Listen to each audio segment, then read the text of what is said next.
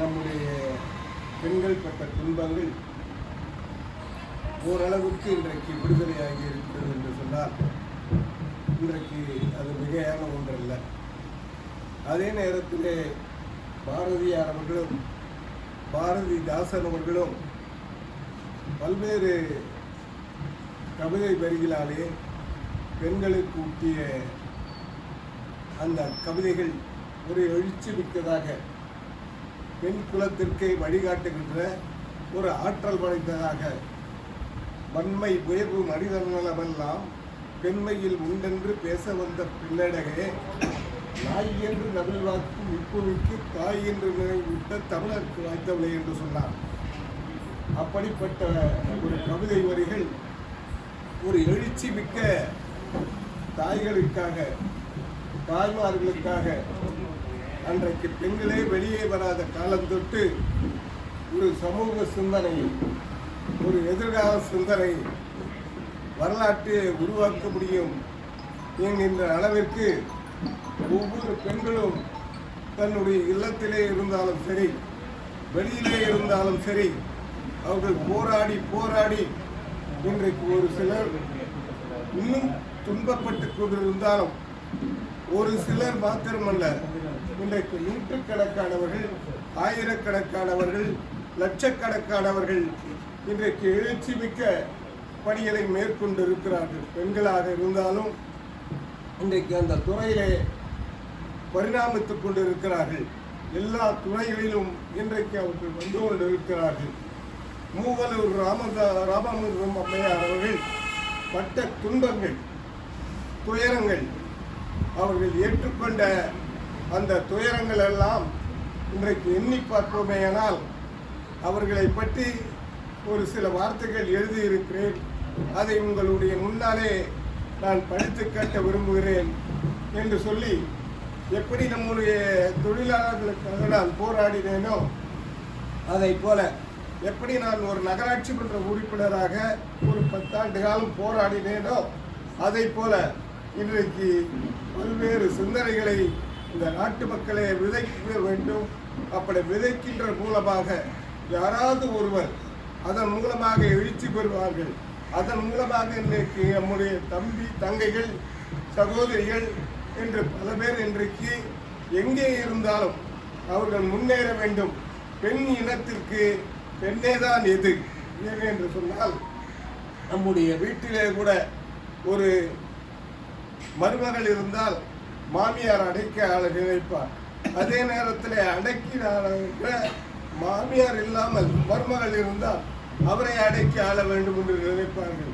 இப்படி அவர்கள் எதிரியாக இருப்பதை முதலில் மாற்றிக்கொள்ள வேண்டும். அந்த மனோபாவம் எப்படியாவது வந்து விடுகிறது. அதை போலத்தான் கடந்த காலத்திலே ஒரு 1000 ஆண்டுகளும் பெண்கள் எப்படிப்பட்ட அடிமைப்பட்டிருந்தார்கள், அது இன்றைக்கு கொஞ்சம் கொஞ்சமாக விலகி கொண்டிருப்பது என்பதை ஒரு சில வரிகள் எழுதியிருக்கிறேன். அதை உங்களுடைய முன்னாலே முடித்துக்க விரும்புகிறேன் என்று சொல்லி எனக்கு அனுமதி வழங்குமாறு கேட்டுக்கொள்கிறேன்.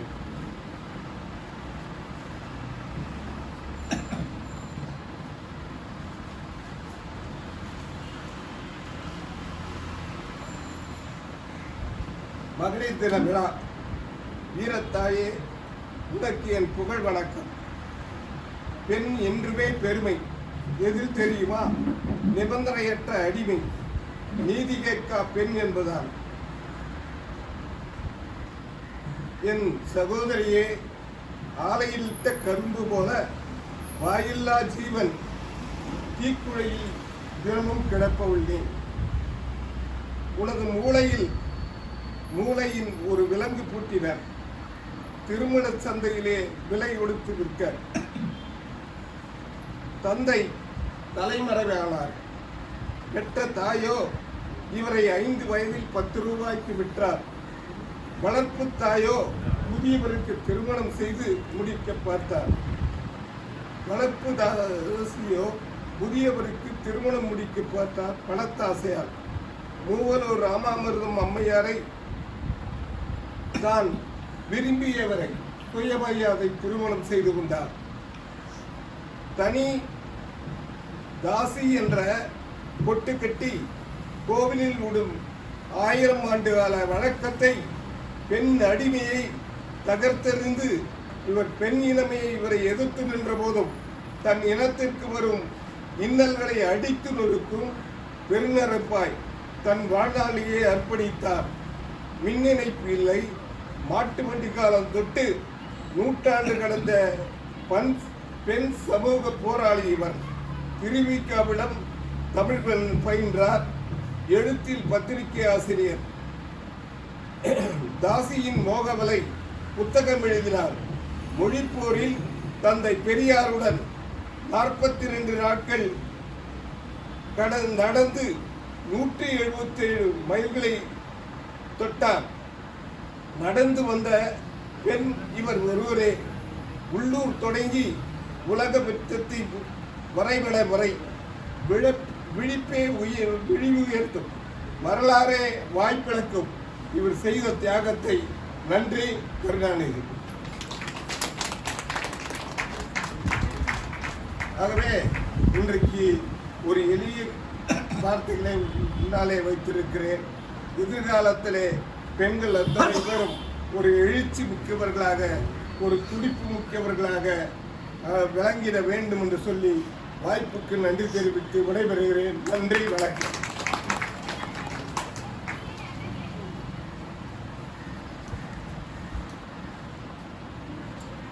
மிகச்சிறந்த நாளிலே மிகச்சிறந்த தலைப்பிலே பேசியிருக்கிறார். மிகச்சிறந்த போராளி அம்மா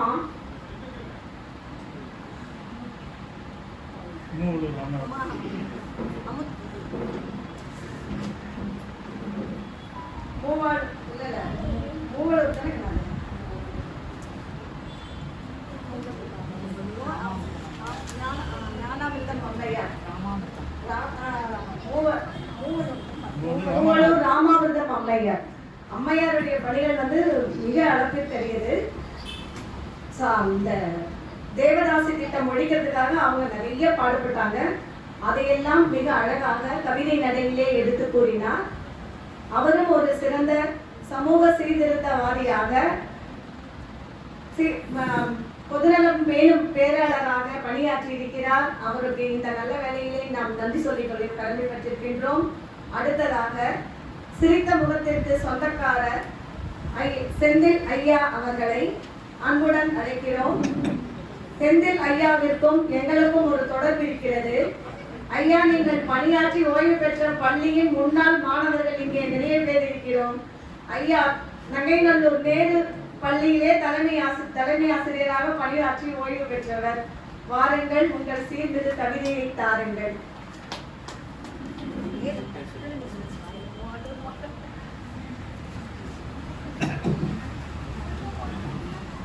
உலக மகளிர் நாள் சிறப்பு நிகழ்ச்சியை சிறப்பாக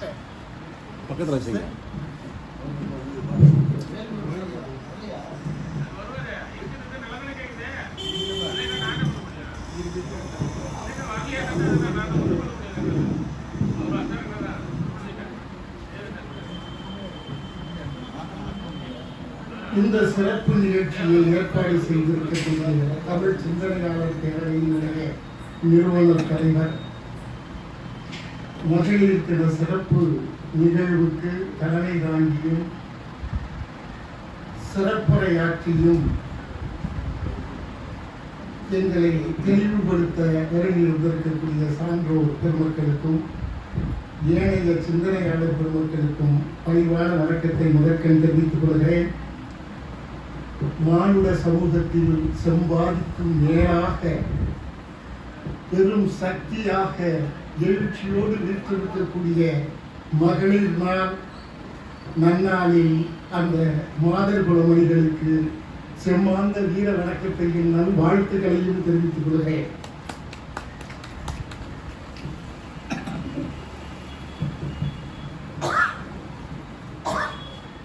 கவிதை.